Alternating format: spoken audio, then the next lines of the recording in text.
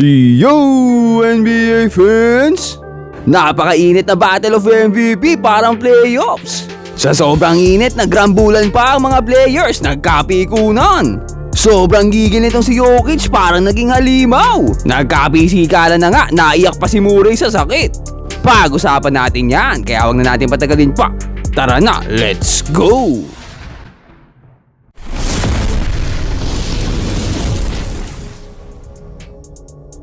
At ayun nga no, nagbabalik na nga ulit si SGA sa starting lineup itong OKC mula sa injury. At katapat nga nila ngayon ang kanyang kalaban sa MVP race na si Nikola Jokic. Mainit na laban to dahil malakas pareho tong team na to. Saktong-sakto pa pagbabalik ni SGA, si Jokic agad ang katapat. Pero simula pa nga lang ng laro, Jokic dito nakakuha agad ng isang end-one play.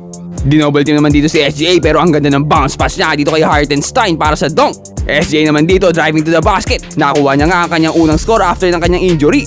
Pero ganadong-ganado itong sentro ng OKC na si Hartenstein. Nakasubaybay pa nga niya si Jokic at early takeover nga ginawa niya para sa OKC.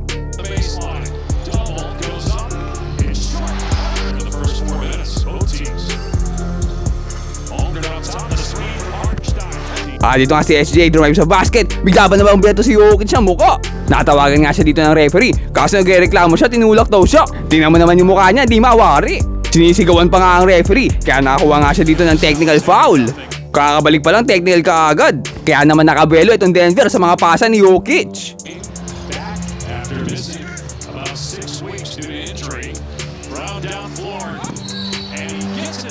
Pero itong OKC talagang tinatarget dito si Jokic. Yan yun naman si Dort dito, hinihila-hila itong si Nikola. Kaya itong si Jokic no, unti-unti napipikon na, nakikipagtulakan na rin.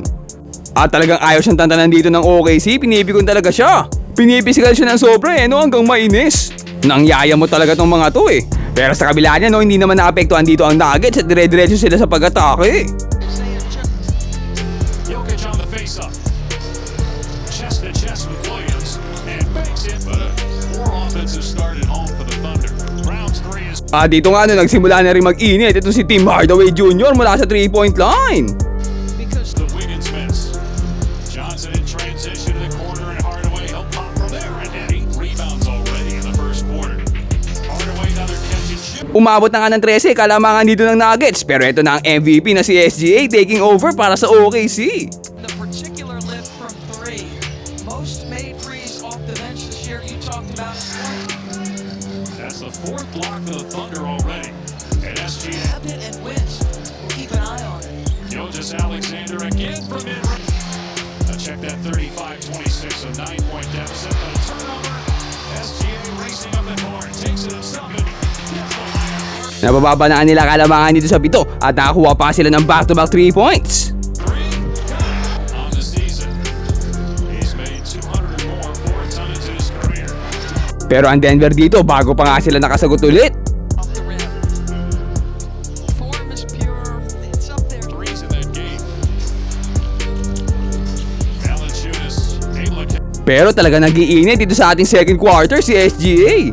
Both offensively and defensively. Nakasabalbal pa nga niya dito si Brown. Huling-huli tiniraan siya sa mukha. Ano kala mo pagbibigyan kita? Nakakuha pa ng back-to-back baskets itong may dugong Pinoy na si Jared McCain. The Thunder went 5-4 in his absence, but their lead over San Antonio for the top spot. Kaso lang itong si Brown, nabasa ang play ng OKC. Nakakuha nga siya dito ng steal at pinangunahan niya ang panibagong run ng Nuggets.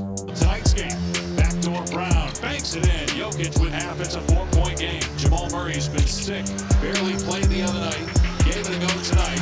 To the court, they double him. He gives it up to Wallace, and another turnover by the Thunder. Excellent defense by Denver in the second quarter. Brown floats it up.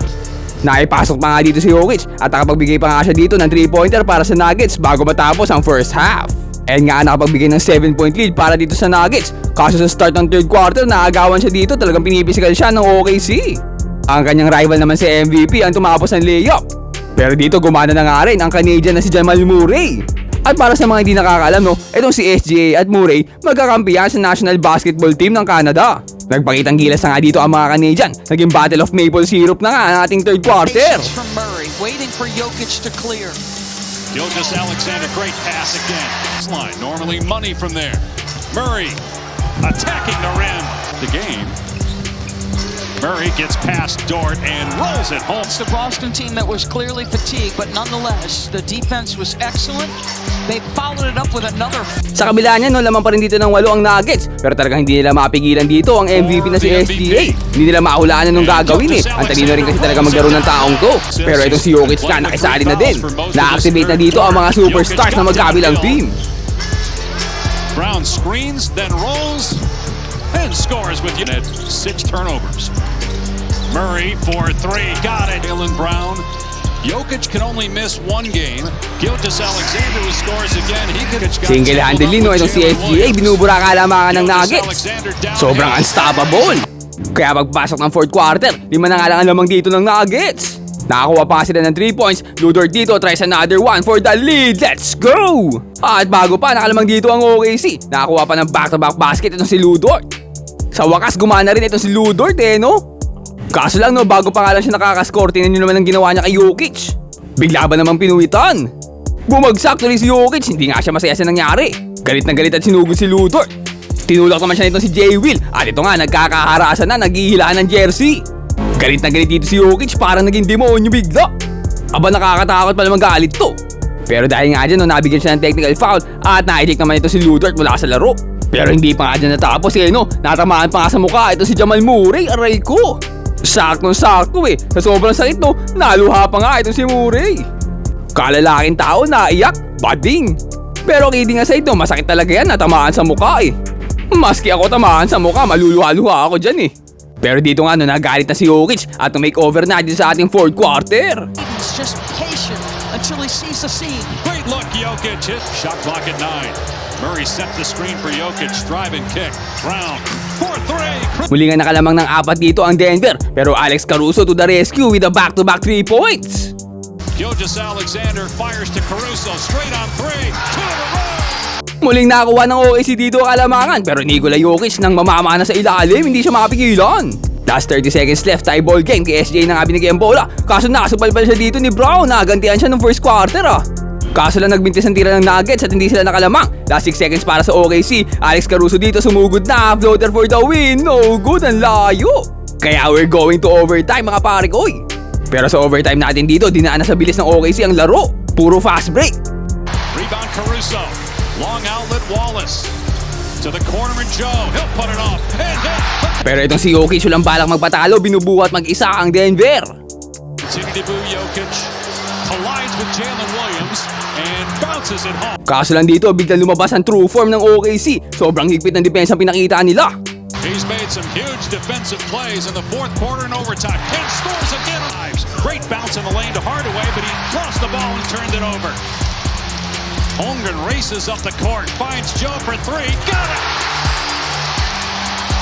At umabot na nga ng 9 kalamangan dito ng OKC, last 30 seconds left. Pero hindi pa sumusuko dito si Murray, gusto maging bayani. Caruso hounding Murray, but he hit a 3 nonetheless. 2 of 10 from 3, did have a triple-double.